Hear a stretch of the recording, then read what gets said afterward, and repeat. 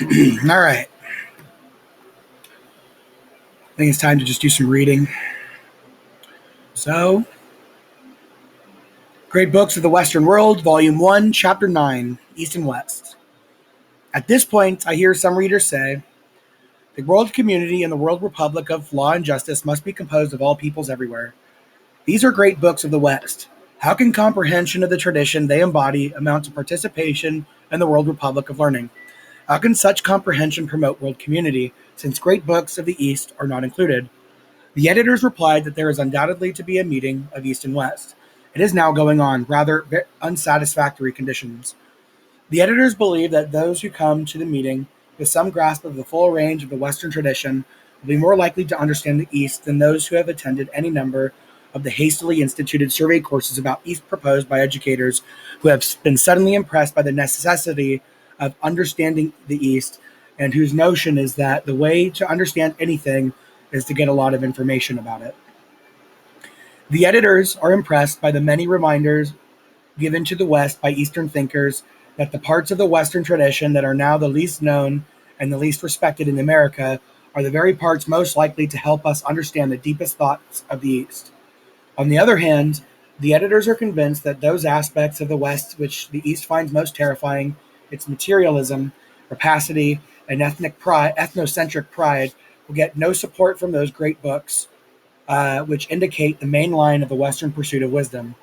The editors believe that an education based on the full range of the Western search is far more likely to produce a genuine openness about the East, a genuine capacity to understand it, than any other form of education now proposed or practicable. The West can try, as the saying goes, to win the East by coming to the meetings between them with a few words adjusted directly to the questions that arise from the manner in which the East is, as the saying goes, awakening. There is no question that the West will inevitably be represented at these meetings by a good many of those social engineers who feel in all ignorance that they represent in splendor what 25 centuries of Western civilization have been laboring to produce. Scientific humanism, which has been vigorously and in high places presented as the new religion that the new one world needs, will certainly be represented. Some representatives will surely be making the offer of the magic trio: scientific method, technology, and the American way of life. It seems safe to predict, however, that these representatives of the West are likely to be understood only by those in the East who have already decided for Westernization. These representatives of the West may be considerably nonplussed by those in the East who are determined, however much they awaken in certain respects, to retain the central convictions and habits of thoughts of Eastern culture. As Ananda Kumaraswamy has said, it is true that there is a modernized, uprooted East with which the West can compete, but it is only with the surviving superstitious East, Gandhi's East, the one that has never attempted to live by bread alone, that the West can cooperate. In seeking the cooperation of this modernized, uprooted East and the West, uprooted East and the the Western social engineers will find themselves, as is already menacingly clear, competing with the rulers of the Soviet Union. These rulers are bringing to the meetings of the East and West a far more ruthless version of this latter-day shrunken Western voice. Their words are adjusted far more directly to the exact questions that are involved in the awakening of the East. The Russians seem prepared to offer the new Easterners a program uncomplicated by any concern about the old East. Perhaps these new Easterners, under Russian guidance, may carry through a new kind of reflexive imperialism, more ruthless toward the superstitious East, Gandhi's East, than any Western imperialist ever was. If the East, contrary to its deepest traditions, becomes totally absorbed with material comfort, there will be little about the East that we shall have to understand, since we already understand that kind of absorption only too well. We have never pictured the East as coming to share it. If the East does come to share it, the change may shock us, but it will raise no very difficult question of understanding. If, on the other hand, the awakening East tries to retain, beneath the new vigor of the drive toward material goods, its various forms of traditional religion, metaphysics, and ethics, the West, in trying to cooperate with the East, has something to understand. Under these circumstances, anyone anywhere, in or out of the universities, who has attained some competence to bring forth a reading of the East that the West can understand should be encouraged in every way to increase its competence and to make the results of his studies available. But the number of persons who can claim even such an initial competence is very small. Therefore, it is absurd to suggest, as many laymen and scholars are doing today, that a large part of the course of study of our educational system should be devoted to understanding the East. Few persons are less helpful to the world than those educators infatuated with the magic of curriculum changes, who think that the teachers or the teachability of any subject they dream can spring into existence by curricular decree. It is irresponsible to suggest that the East can be given a major place in the education of everybody when no more than a handful of teachers exists who could decently commit themselves to the teaching of such courses. The understanding of the East that would emerge from such courses, taught by instructors who had hastily read up on the East, could set communication understanding back for generations. Professor John D. Wild of Harvard has lately commented on some educational proposals of Professor Howard Mumford Jones of Harvard. Mr. Wild says, I gather that Mr. Jones is worried about our capacity really to understand Russia and to set up a cooperative world community. So am I. But I am unable to follow him in the assumption that these crucially important aims will be achieved merely by setting up more machinery, professors, and secretaries, more fields and areas called the study of Russia and the study of the Orient. How are these things to be studied? From what sort of integrating point of view? Is he proposing an amalgam of Western, Chinese, and Russian culture? If so, what would this be like? Or is he proposing a sort of culture relativism in which everyone seeks to divest himself so far as possible from all the culture he had? I do not believe that Mr. Jones is advocating either of these alternatives. I gather that he is interested in correcting the economic and social injustices that distort our present civilization, that he wishes to see the vast power which modern technology has put into our hands used intelligently for the common good. All this is in line with the best philosophical and religious thought of our Western tradition when properly understood. I gather further that he feels that we should be humbled about the rather rudimentary civilization we now possess at this early stage, precious as it is, and that we should be open to suggestions from alien sources. This also is thoroughly in line with what is best in our own tradition. If this is what Mr. Jones means, then what we need most of all is to recall the basic insights and principles, religious as well as philosophical, upon which our Western culture was founded, and then apply them to the critical problems of our time. So also Professor Lewis W. Norris. Professor Jones has entered a strong and just plea for the relevance of education to its times, but there is a grave danger here that the timeliness of education should obscure its timeliness. Socrates and Plato, as Professor Jones says, and even more truly Aristotle, struggled with the local political problem. But the very reason they were able to make such helpful comments about social, ethical, and political questions was that they were even more concerned to find out the forms of things that were timeless. Without the definitions of Socrates, the ideas of Plato, and the forms of Aristotle, their radio commentating would have been shallow gibberish, forgotten as soon as 99% of present commentary. A frantic concern to understand Russia or the Orient will lead us nowhere unless the student brings to these problems skill in analysis, order in valuing, knowledge of history, and such social experience as gives him a basis for judging what he finds out about Russia and the Orient. There is no reason why the West should feel that it must apologize for a determination to retain and renew a sense of its own character in its own range. Western civilization is one of the greatest civilizations to date, not in a spirit of arrogance, but in a spirit of concern that nothing good be lost for the future. The West should take to its meetings with the East a full and vivid sense of its own achievements.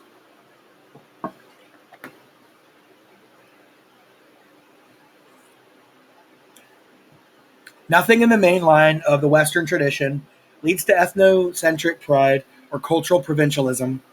If the West has been guilty of these sins, it is not because of its fidelity to its own character, but because of the many kinds of human weakness that always afflict any successful society. Moreover, If we are to believe such an eminent student of this matter as Kumaraswamy, the Western tradition contains within itself elements that permit bridging to the deepest elements of Eastern traditions. Presumably, we can build these bridges best if we understand the nature of the ground where the bridge begins. Kumaraswamy says, if ever the gulf between East and West, of which we are made continually more aware as physical intimacies are forced upon us, is to be bridged, it will only be by an agreement on principles. A philosophy identical with Plato's is still a living force in the East. Understanding requires a recognition of common values. For so long as men cannot think with other peoples, they have not understood, but only known them, and in this situation, it is largely an ignorance of their own intellectual heritage that stands in the way of understanding and makes an unfamiliar way of thinking to seem queer. The irony here is that those who talk most about the need to change the course of study in order to promote understanding of the East would be those who would proclaim most loudly the obsolescence of those parts of the Western tradition. For example, Plato, Plotinus, Augustine, and the Western mystical and metaphysical tradition, which are perhaps equivalent with some transformation to the important parts of Eastern traditions. Such people would vigorously oppose an education requiring everybody to try to understand those things in the West, which have the best chance of leading to a genuine understanding of the East. But for all that they vigorously propose that we understand the East. The more dogmatic of those who feel that most of the Western tradition is obsolete and who take the scientific humanism as the new religion are not likely to regard the problem of relation with the East as one of understanding, though they will use the phrase. They will see in the East little but backwardness and will mark down Eastern ritual and mysticism as something scheduled for early technological demolition. One can imagine the indignant astonishment with which a beneficent American social engineer would greet the word of an earnest and respected student of the East, Rene Guénon, that everything in the East is seen as the application and extension of a doctrine, which in essence is purely intellectual or metaphysical. Any widespread achievement of understanding between East and West will have to wait on the production of an adequate supply of liberally educated Westerners. Meanwhile, the problem is simply how to produce such a supply. The pretense that we are now prepared within the educational system at large to include understanding the East as one main pivot in a liberal curriculum will obstruct, not assist, the solution of the central problem of producing a liberally educated generation. Unquestionably, all the purposes that validate the publication of great books lead logically to great books of the world, not of any part of the world. But at any moment, we have all we can do to understand ourselves in order to be prepared for the forthcoming meetings between East and West. Those who want to add more great books of Eastern origin are deceiving themselves. The time for that will come when we have understood our own tradition well enough to understand another. We may take to heart the message given the West by one of the great modern representatives of another culture. Charles Malik has said, in all this, we are really touching upon the great present crisis in Western culture. We are saying when that culture mends its own spiritual fences, all will be well with the Near East, and not with the Near East alone.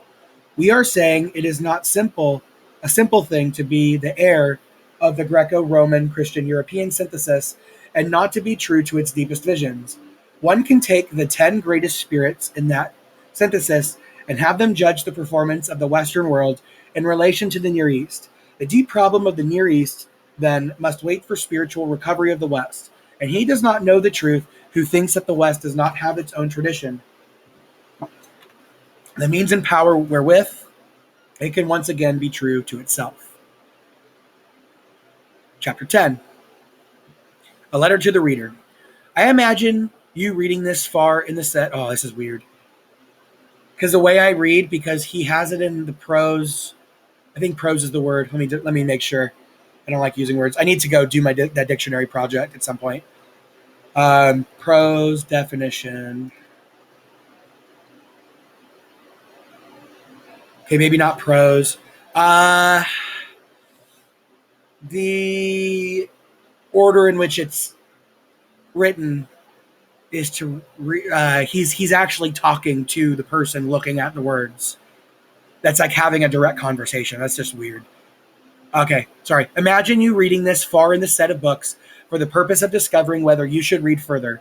I will assume that you have been persuaded of the necessity and possibility of reading these books in order to get a liberal education. But how about you? The editors are not interested in general propositions about the desirability of reading the books. They want them read. They did not produce them as furniture for public or private libraries.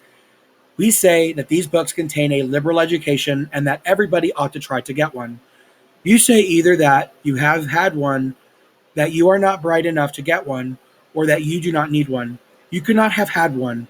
If you are an American under the age of 90, you can have acquired in the educational system only the faintest glimmerings of the beginnings of the liberal education.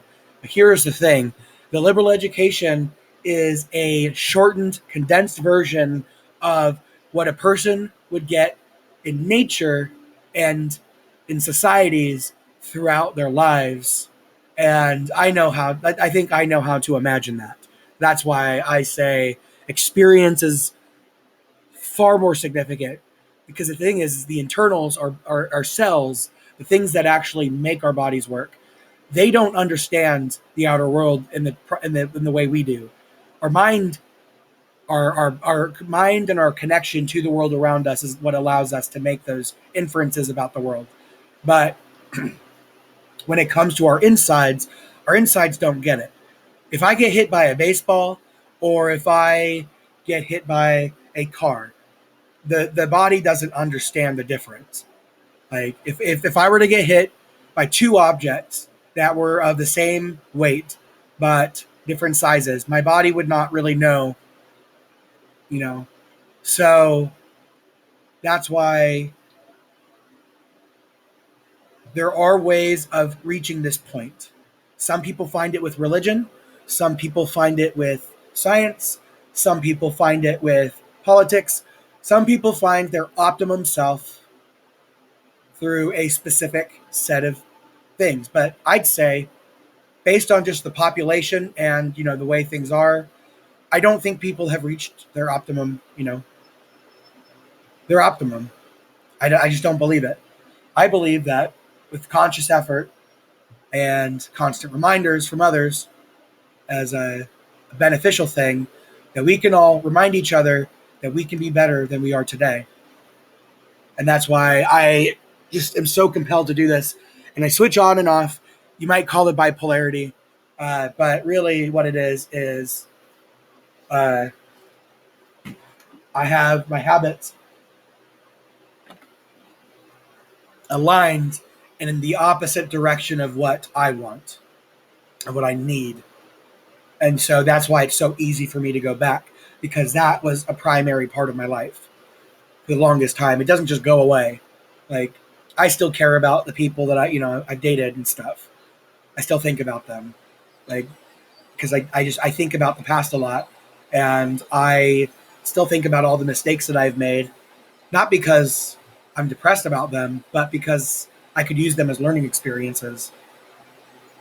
And today I still learn from my past. And so that's why I'm always thinking, but I'm not just thinking about the past, I'm also thinking about the future. And that's where I have a struggle with, because I have the most fun thinking about the future, because I've had enough experiences in today and enough understanding of the past in order to understand that the future can be so amazing if people committed to not certain ideas, but to certain ways of life, to more natural ways of life, to more natural ways of thinking. But man, it's so exciting. But that's the problem, is I spend so much time in the future now, where I used to spend so much time in the past, that it can feel disorienting. It can almost feel like being multiple people, because person in the past, part of me, I don't want to be. Part of me, I do want to be, because part of me in the past was the most physically adept.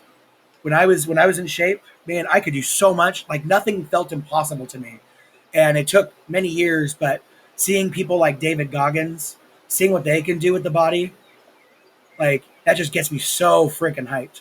Because For me, I feel like I have taken on his extremeness with the mind, but just with the mind, just straight thought and stillness.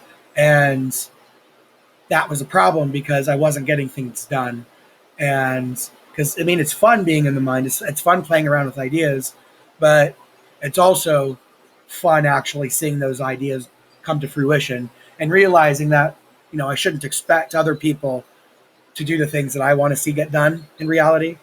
Like, it's exhausting, just waiting. So that's where the balance comes in. That's why I'm doing this too, is so I can start getting those ideas. One, stated out loud. Two, so I can get started on creation, so I can make my own things. So I'm starting to get a fundamental idea, maybe not how like specific how technology works and all that stuff, but I do understand what I would need to do in order to make technologies maybe not as efficient or as easy as some of the technologies we have today, but at least in the long term, once as like a big project, as big projects, um, I just want to see it done. Because the problem with like modern tech is it is usually made to break. Like they don't purposely like I'm going to make it break because I want it to. It's just that that's how the nature of the technology is. The technology is we put all these different parts together, but a lot of us are going to try to save money by using the cheapest parts because that's smart for profit, smart for our shareholders. Um, but that's because the goal of that business is to survive forever, which in the way our laws are set doesn't make sense that businesses should last forever. Businesses should die as people die because they're basically treated as people. They're treated more like people than people are in a lot of cases. So, um, but I like this idea of a business model. Like if we're gonna do a business model where we're gonna use the cheapest parts and stuff, and we're gonna let things break, and uh, but you're gonna be reliant on our technology because of its convenience, then we should also set up a plan for that system to die and have a more permanent solution, maybe more automated, maybe longer lasting. I mean, we've had the parts able to last. We can make light bulbs last for hundreds of years easily. Um, but the idea is the problem is because we try to keep these systems going forever. That because it's an easy way to make a quick buck. But the issue with that, oh, and it makes it cheaper too. So, but the problem is if it's more expensive and it's longer lasting, then if you have the ability to save up money, which a lot of people don't, I think mostly because mental reasons. It's like I have kidney failure. I spend 10 hours a day hooked up to a machine every night, and I'm finding it easier and easier every day as long as I commit to it. That I'm able to do more and more each day. I mean, I still have my issues, like I didn't work today, so that's an issue. I need to get to a point where I can stop doing that. But I know if I keep pushing myself, eventually I'll get to the point where that's just my natural habit. But because I went so long, like probably 15 years without really caring, like that has a toll, and it takes time to turn it around into the other way, to the way that it needs to be. So, but I like the idea that you build a company, it's successful, it's extremely successful, so you expand it, and then your goal is to use the money, all of it, towards paying the workers, and then developing the technology, so that basically the business can pretty much run itself. Maybe you have people there to make sure the machines are running, uh, but the goal is to automate itself and to make the best quality product. So if that happens, then we can know that the company quote is dead in a way, or maybe a transition technology where we're going to transition into this new way of doing it because it's more efficient, or it utilizes a new way of doing things. Because here's an issue: for all of human history that we know of, humans were migratory, and being migratory both in body and in mind. Um, or maybe I don't know. I have to read more, but this is my take. So this is an opinion. Uh, but this is what I would do if I were in that case. Like, because we know that the human body is adaptable. The human body is supposed to do that. The human mind is supposed to adapt too. Um, Sometimes people forget. So when you move from one area to another, you also have to move the way you think, because you're no longer in a place that gets the same sunlight, the same weather patterns, potentially, um, different things like that. And so, um, it's like changing body and changing mind. But then now society is it's socially unacceptable to change your mind about things, because and then you're just unpredictable, and we must be able to predict you, or who you are and what you'll do. Because I know so many people who are just they'll repeat the same thing, they'll tell me the same thing time and time again. I don't mind, because that's what I used to do too. Um, but they'll I mean, yeah, they just repeat the same life over and over every single day. Every day has to be the same thing. Got a couple days off. I hate my job. I hate my life. I hate my family. I hate my friends. Like all those things. It's like, God, it's just such a terrible way to live. Um, so, um, yeah. All right, thought train over. But like, oh, sorry, nope, thought train back. But yeah, that's just the way it seems like. That's the society. Like I've heard this idea of having 10-minute cities or 5-minute cities where every single one of your activity is within 5 minutes of your home, which I am totally cool with. There are things I know I could do. Like I have plenty of stuff that I can do for the next like 10 years, 15 years, 20 years, or even my whole life. Like I know I have my whole life figured out, at least to a foundational sense. I know that in order to have the life that I want and that I need, I have to live in a way that makes sense to me. And that sense makes sense. It makes sense that I go with the natural ideas first. And adaptation is the biggest one. But the issue with adaptation is not everything is a good adaptation. Like cancer is not a good adaptation because it's a genetic, it's a DNA base. It's genetic. Um, like all sorts of things are bad ideas. And the goal in early in life, when we are most prone to the negatives, is to understand that those negatives, every single one of them, can be a learning lesson for you. Even if someone else causes the problem, like you could still say, well, okay, well, what if I caused the problem? What if it was me that did that? What if for some reason, like I was in their body, or for some reason, uh, my life wasn't the life that I had, but I started out like their life, and I'm where they're at now, and I made the decision they made there. What could I have done to not do that? How do I get from their position to my position? Because their position is equally as valid as my position, especially if they believe it. And I have no choice but to believe that they believe it. So it's a good way of understanding how people operate and how to compromise. Because there's always a way of compromising. Every belief system can be compromised with. It's just knowing how to do it. And when like I was stuck in my own way, and I was like, oh, I won't trust any religious ideas. I won't trust any philosophical ideas. I'll only do the hard science. If it can be on a scientific paper, I'll believe it. But that's the problem. Is when I was doing my organic chemistry research stuff at university, one of the first experiments I did, it was the second step. I tried following the dude's paper, could not figure it out. Was getting the wrong answer, got it wrong like 3 or 4 times. Um, Went to the professor. I'm like, hey, okay, I've been questioning myself as a scientist. I feel so incompetent right now, but I am not getting what this guy is getting, and I think I know why. But I want your um, opinion. And so I showed him what I was doing, showed him what the paper was saying, and I was saying like mine just makes more sense to me, and I'm having a hard time trusting my own intuition because I'm supposed to trust the paper. And so he's like, well, I'm glad you came to me. And he went and looked it up. But in that meantime, I told him, here's what my solution will be. And that's what and he accepted that. He was like, that's a good idea. Go ahead and try it. So I tried it, and I got the reaction to work as the paper said. So the paper had some correct information, but some incorrect information.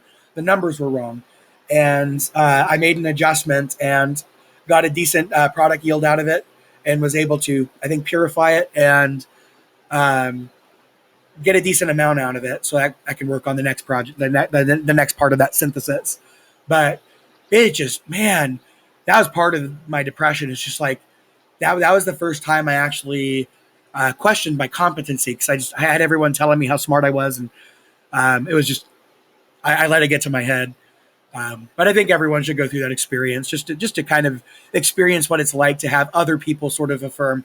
Although not every affirmation is a good affirmation, but that one was all right, because I was still able to help out. I still was, I still made it work out, but for the wrong reasons. I had the wrong interpretation of what I was getting. My interpretation is more holistic now. The answers that I had were semi-correct, but the intuition was wrong, because the intuition was unnatural.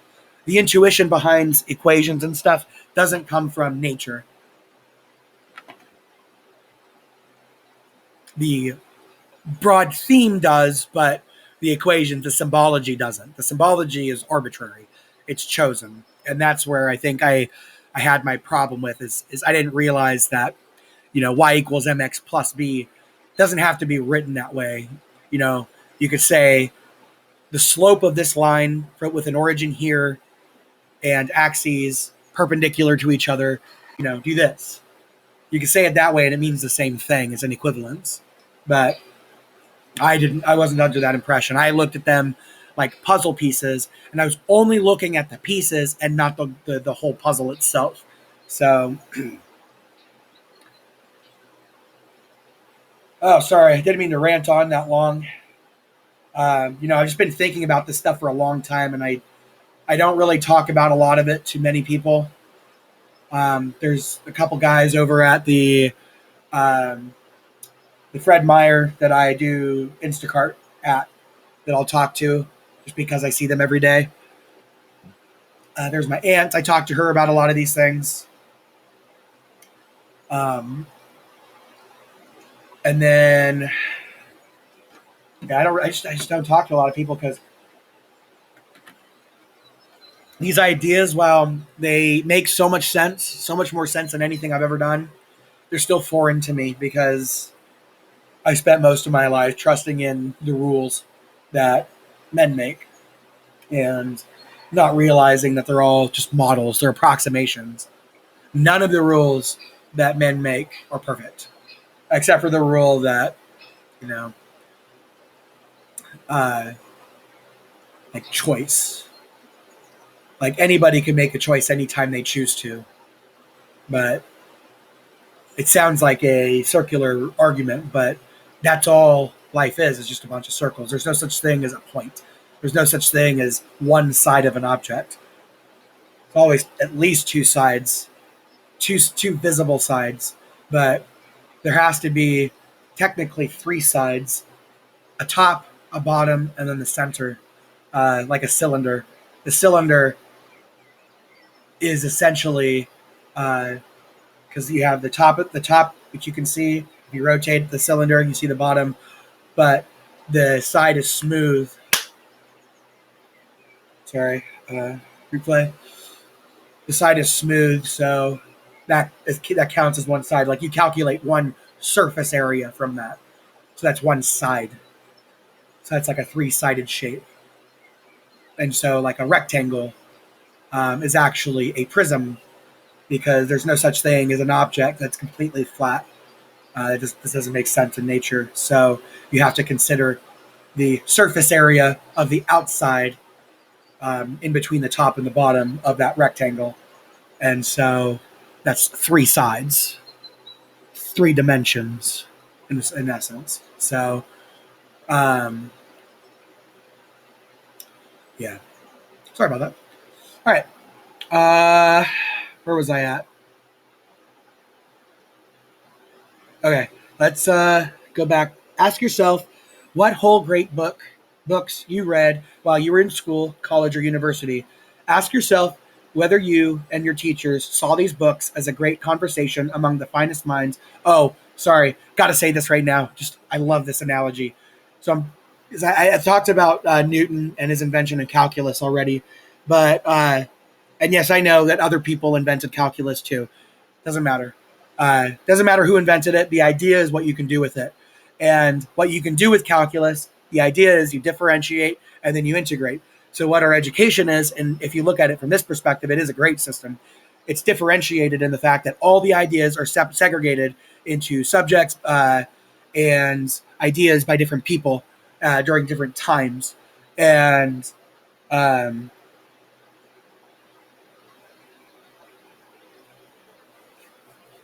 and so if you want to become an integrated human, because at first when we're born we're differentiated, we don't have all the faculties, we don't have all the memories, the ideas that have come up until the day of my birth.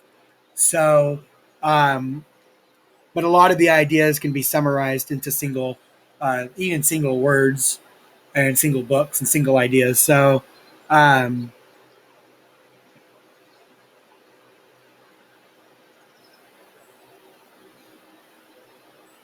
so what I'm doing is I'm assuming that I am a differentiated individual. That well in essence that makes sense. So new cells, when they're born, basically they're differentiated from their mother cell, so they differentiate. And I wonder if they were studied, if there are studies that shows their efficiency over time before they differentiate again. But if you look at the macro perspective, we are essentially a differentiated organism because we come from another organism, just like our differentiated cells come from. Um, oh yeah. Think about it this way: stem cells, those are differentiated cells. They have no general purpose, and then when they get to where they're going and they get the right signals and all that, they become the cell that they need to be. They integrate. They integrate into the whole organism. Oh my gosh, that is so wicked. Biology is going to be great now. Now that I thought of that. So that's how I see it. So I've been differentiated. I come with no unique memories of my own, and then I have to form them. But one way I can form memories is to read other people's memories and try to learn from those memories, so that way I don't make the same mistakes that they made. Makes sense. Or that I just understand the way people thought. I mean, that's how basic it could be. I just want to understand how people before me thought, because then, like, there's a lot of stuff that I could do with that in the real world. Like, uh, like if electricity, if we have a solar flare and it just cuts out our whole electrical grid, and we get fucked like that, maybe I can help out rebuild it. Like just little things like that. So, um, but so I am a differentiated individual, and the more I read from those other differentiated individuals who integrated certain things into themselves, into their minds, into their bodies, into their ways of lives and stuff, then I can also do the same, and I can get shortcut because I don't actually have to do those things. I just need to get to a point where I can visualize the things that they did, and I can imagine it, um, and then understanding how numbers work in relation to each other, and understanding how those things work. Then I can just become like a monster, just mental stuff, mental monster. Hmm. I don't know, but I mean, I have so much free time. I have so much time at night in between the days that now that I have the energy, I might as well just read the heck out of things and try to understand things. I know I have one goal now. I used to hate Shakespeare. I freaking hated Shakespeare because it was not written in a language that I could understand. And now, if I could figure out Shakespeare, I feel like I can understand any language.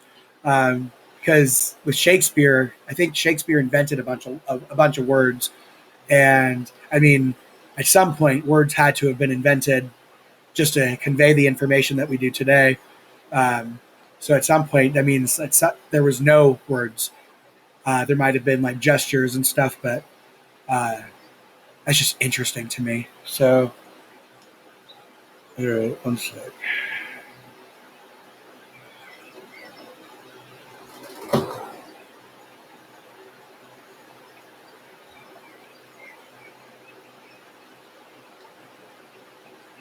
Okay, sorry.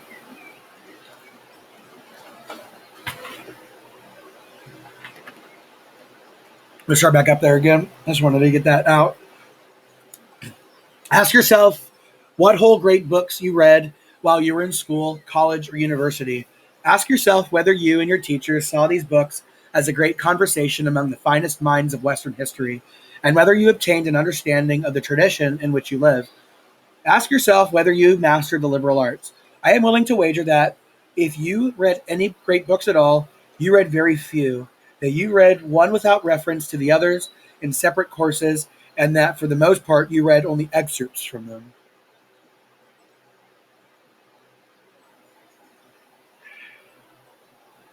As for me, I was educated in two very liberal colleges apart from Shakespeare, who was scattered through my education.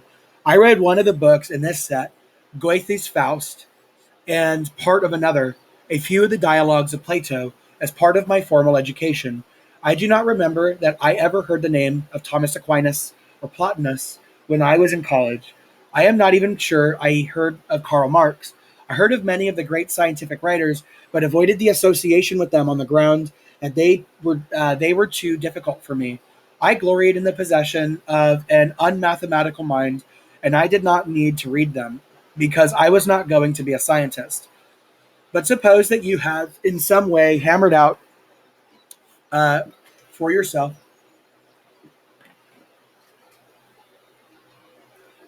the kind of education that colleges ought to give. If you have done so, you belong to a rare and small species, rare and small, but not unknown. If you have read all these books, read them again. What makes them great is, among other things, that they teach you something every time you read them. Every time you see something you had not seen before, you understand something you had missed. No matter how hard your mind worked before, it works again. And this is the point. Every man's mind ought to keep working all his life long. Every man's imagination should be touched as often as possible by the great works of imagination. Every man ought to push toward the horizons of his intellectual powers all the time. It is impossible to have had a liberal education except in a formal, accidental, and material sense. Liberal education ought to end only with life itself. I must reiterate that you can set no store by your education in childhood and youth, no matter how good it was. Childhood and youth are no time to get an education. They are the time to get ready to get an education. The most that we can hope for from these uninteresting and chaotic periods of life is that during them, we shall be set on the right path, the path of realizing our human possibilities through intellectual effort and aesthetic appreciation. The great issues now issues the great issues, now issues of life and death for civilization, call for mature minds.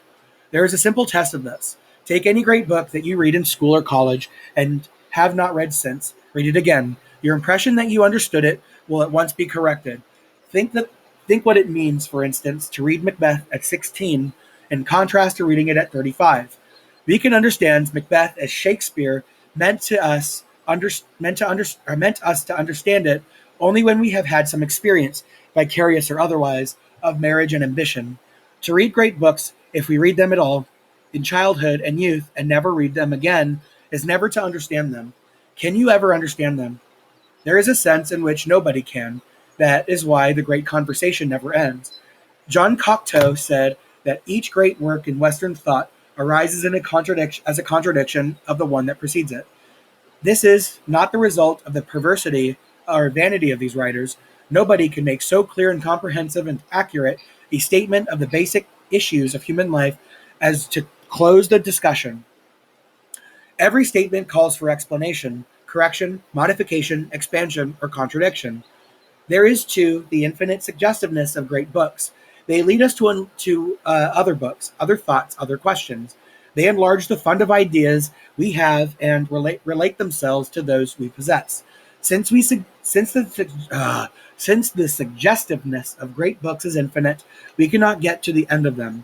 We cannot say we understand these books in the sense that we are finished with them and what they have to teach us. The question for you is only whether you can ever understand these books well enough to participate in the great conversation, not whether you can understand them well enough to end it. And the answer is that you can never know until you try. We have built up around the classics such an atmosphere of pedantry. We have left them so long to the scholarly dissectors that we think of them as incomprehensible to the ordinary man to whom they were originally addressed. At the same time, our education has undergone so drastic a process of dilution that we are ill equipped, even after graduation from a respectable college, to tackle anything much above the level of the cosmic book. The decay of education in the West, which is felt most profoundly in America, undoubtedly makes the task of understanding these books more difficult than it was for earlier generations. In fact, my observation leads me to the horrid suspicion that these books are easier for people who have had no formal education than they are for those who have acquired that combination of misinformation, unphilosophy, and slipshod habits that is the usual result of the most elaborate and expensive institutional education in America. For one thing, those who have had no formal education are less likely to labor under prejudices about the writers contained in this set. They have not heard, or at least not so often, that these authors are archaic, unrealistic, and incomprehensible. They approach the books as they would approach any others, with a much more open minds than their more sophisticated or more miseducated contemporaries. They have not been frightened by their education. If you will pick up any one of these books and start to read it, you will find it not nearly so formidable as you thought.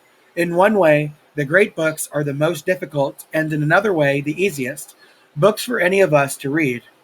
They are the most difficult because they deal with the most difficult problems that men can face, and they deal with them in terms of the most complex ideas.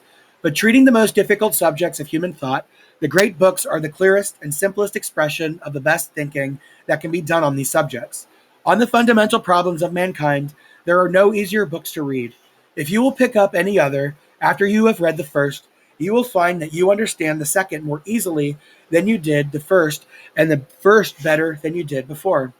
The criteria for choosing each book in this set were excellence of construction and composition, immediate intelligibility on the aesthetic level, increasing intelligibility with deeper reading and analysis, leading to maximum depth and maximum range of significance, with more than one level of meaning and truth. In our colleges, the curriculum is often so arranged that taking one course is made prerequisite to taking another. The pedagogical habit ingrained by such arrangements may prompt the question, what reading is prerequisite to reading great books? The answer is simply none. For the understanding of great books, it is not necessary to read background materials or secondary works about them. But there is one sense in which the reading of a great book may involve prerequisite reading. Except for Homer, the authors of great books who come later in the course of the great conversation enter into it themselves, as a result of reading the earlier authors. Thus, Plato is a reader of the Homeric poems and of these tragedies and comedies, and Aristotle is a reader of all these, and Plato too. Dante and Montaigne are readers of most of the Greek and Roman books, not only the poetry and history, but the science and philosophy as well. John Stuart Mill, Karl Marx, William James, and Sigmund Freud are readers of almost all the books in this set.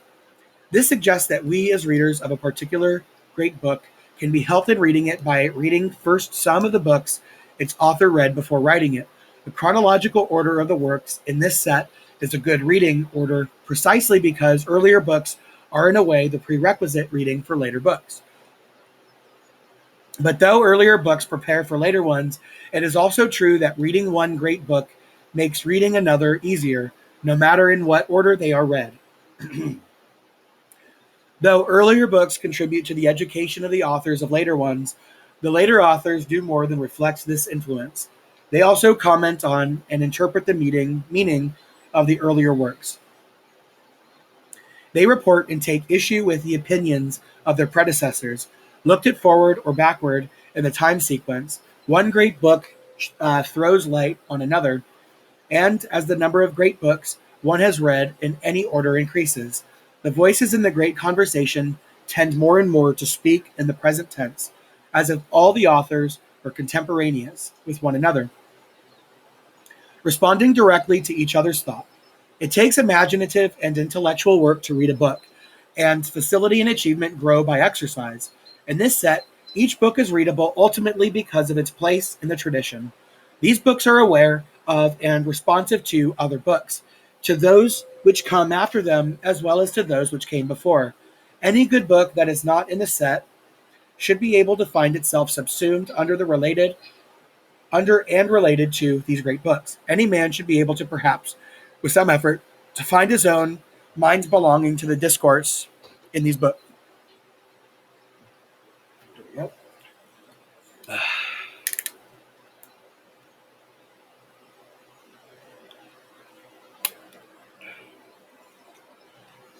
Sorry. Some degree of understanding of these books should convince you that you are able to read and understand progressively any good book, and to criticize with integrity and security anything written for publication. These books are generally intelligible, perhaps late and with difficulty, but ultimately intrinsically. Do you need a liberal education? We say that it is unpatriotic not to read these books.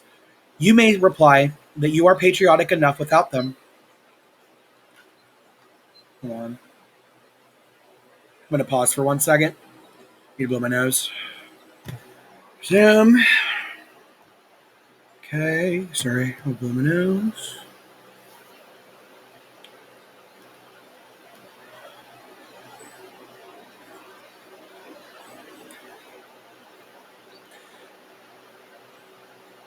This answer is the one that Ortega attacks in The Revolt of the Masses.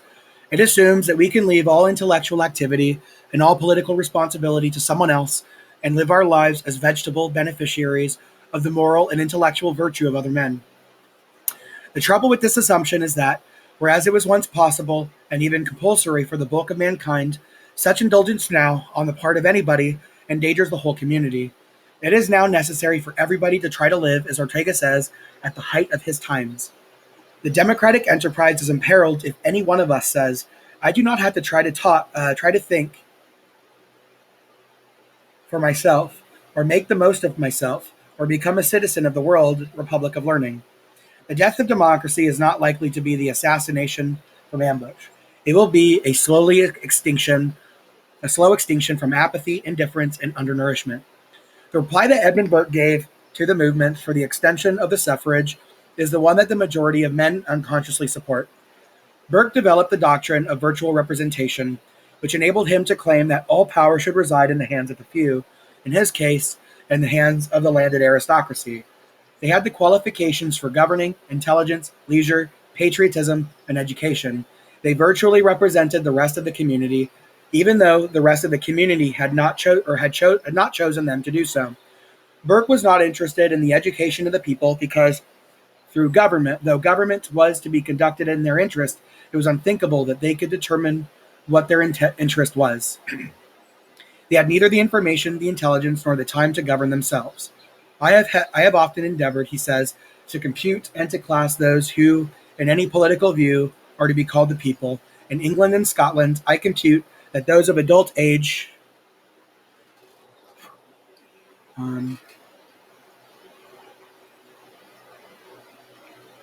not declining in life, of tolerable leisure for such discussions, and of some means of information, and who are above menial dependence, or what virtually is such, may amount to about 400,000. At that time, the population of the British Isles was between 8 and 10 million. This is indeed the only reply that can be made to the demand for universal suffrage. It is an attack, and a direct one, on the essential principle of democracy. The virtual representatives of the people are, in Burke's view, in no sense accountable to them. They are responsible to their own consciences and perhaps to God. But the only way in which the people could call their virtual representatives to time would be through revolution, a prospect that Burke would be the first to deprecate. In his view, Only those in possession of power are in a position to decide whether or not they should have it. On this principle, any totalitarian dictatorship can justify itself. Dramatically opposed to a position such as that of Burke is the American faith in democracy, and an education in relation to democracy, stated succinctly by Jefferson. I know of no safe depository of the ultimate powers of society but the people themselves. And if we think them not enlightened enough to exercise their control with a wholesome discretion, the remedy is not to take it from them, but to inform their indiscretion by education. We who say, then, that we believe in democracy cannot content ourselves with virtual education any more than we can with virtual representation. We have not the option of deciding for ourselves whether or not we shall be liberal artists, because we are committed to the proposition that all men shall be free. We cannot admit that ordinary people cannot have a good education, because we cannot agree that democracy must involve a degradation of the human ideal. Anything less than the effort to help everybody get the best education necessarily implies that some cannot achieve in their own measure our human ideal. We cannot concede that the conquest of nature, the conquest of drudgery, and the conquest of political power must be led in combination to the triviality in education and hence in all the other occupations of life. The aim of education is wisdom, and each must have the chance to become as wise as he can. Agreed. All right, I'll call the end of that.